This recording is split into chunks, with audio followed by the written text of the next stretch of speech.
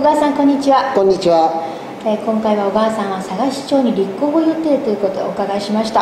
はい。まずは動機をお聞かせください。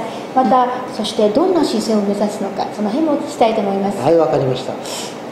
動機はですね、はい、これはもう佐賀の生まれ育ちで、佐賀は私大変好きなんです。好きなんですけれども、それからとってもいいその町だというふうに思ってます。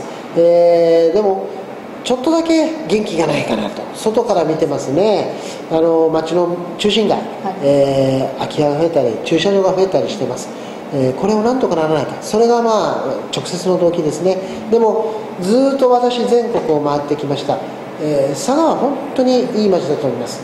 歴史もあり文化もあります。この厚みというのは全国にもなかなかないぐらい、それに加えて本当にたくさんの人材の方、豊富な人材に恵まれている、そういうことがございますから、これらの意見みたいなものが一つにまとまれば大きな力になって夢を描ける街になると思うんですね。